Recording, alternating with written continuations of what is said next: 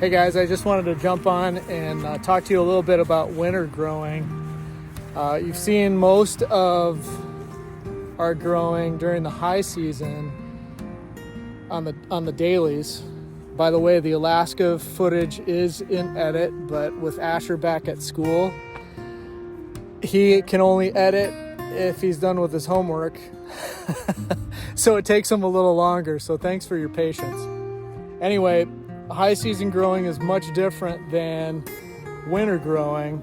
I'm going to just show you a couple of things.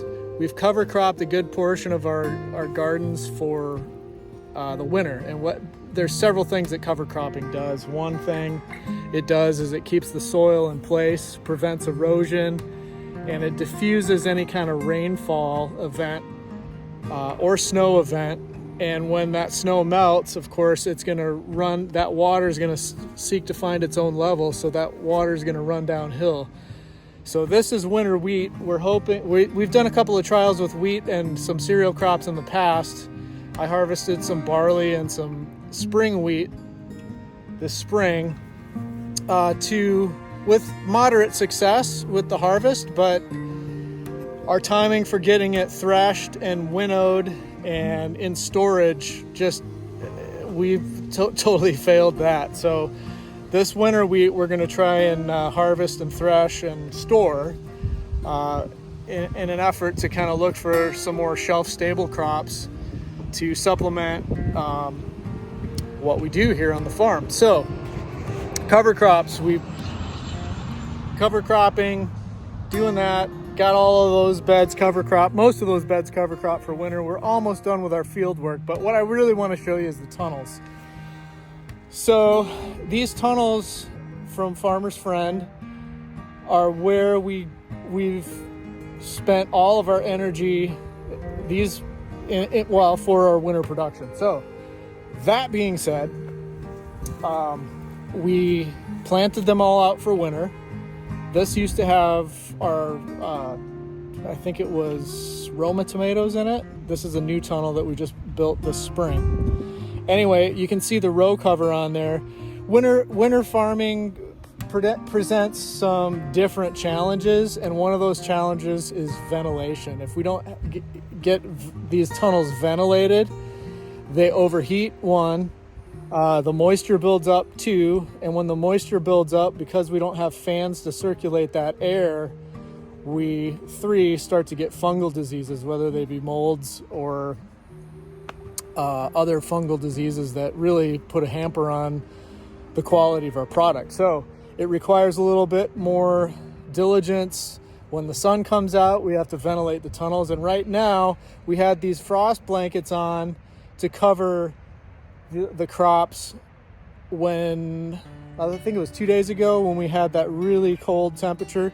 Under 28 degrees for an extended period of time starts to freeze the plant tissue, and then the plant tissue incurs damage and it gets mushy, and then it wilts and it just turns to mush. So every layer of covering adds at least 3 degrees of protection. So at 28 degrees, if you have one covering, one poly layer, that's 3 degrees, 28, 29, 30, 31, okay? And then the frost cover is going to add another 3 degrees of protection in theory, so that's 34 degrees Fahrenheit. And it also keeps the heat of the soil down close to the plants. So the plants, it really takes some cold temperatures to damage those crops. So that's why we have the frost blanket on. But on a sunny day like today, it's 54 degrees. We need to not only open the tunnels so it doesn't get to over 100, and that can happen rapidly, but we also have to take the frost cover off because it's doing the same thing as the poly is doing, but it's much closer to the ground. So we can cook our plants under the frost cover as well. So I have to come back and take this off. More cover crop.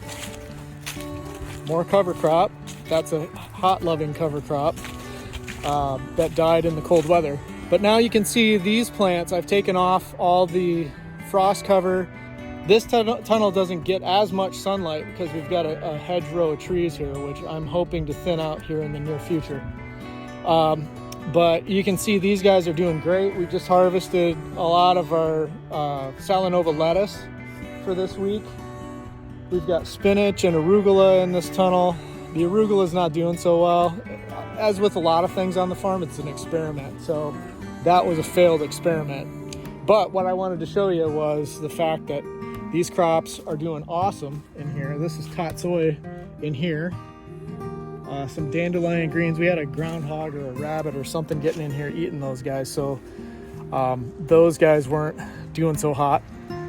But the main thing that I wanted to show you is that we're still having to adjust this. And sometimes, I'm not gonna lie, it's a pain in the butt because, you know, I've got to take this frost cover off, which takes some patience, which I'm not very good at sometimes, to put on and to pull off when it gets cold.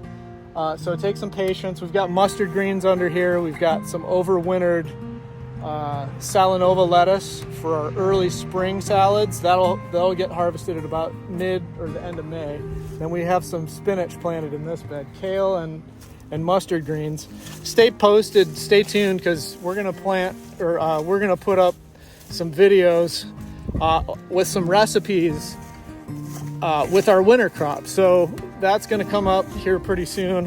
Hopefully I can get Asher to do that between his homework and finishing the Alaska videos. And then in here we've got Swiss chard and spinach. And spinach is an awesome winter crop. It'll still regrow even though there's very little light.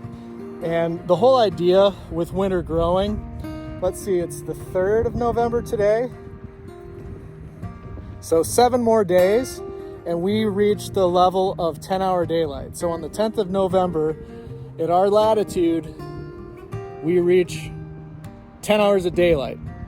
And at 10 hours of daylight, photosynthesis comes to a grinding halt. And photosynthesis, if you're not aware, is the process by which plants grow. So basically, in 7 more days, aside from the spinach and the Asian greens in the greenhouse, all of these plants are going to stop growing. So the idea is to grow them to maturity before we lose that light. And as you can see, this kale is fairly mature. So it's looking beautiful. And man, it is so tender. If you've never tasted winter grown crops that have been kissed by the frost, you do not know what you're missing. It is amazing.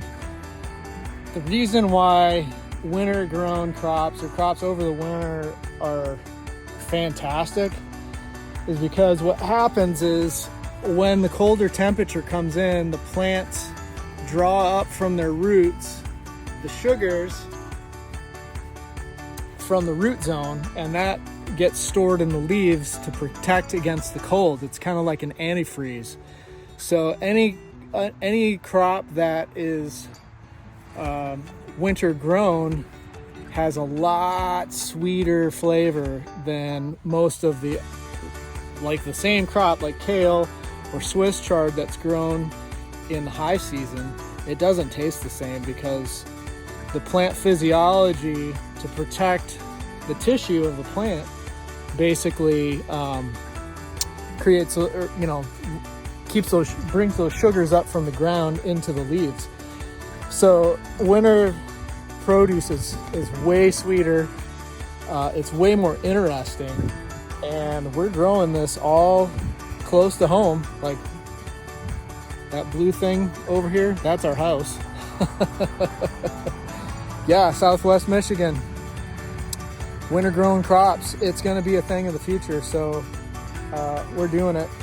Come join us, taste and see.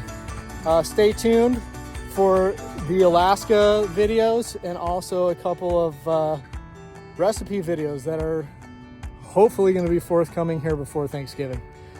All right, guys, keep growing.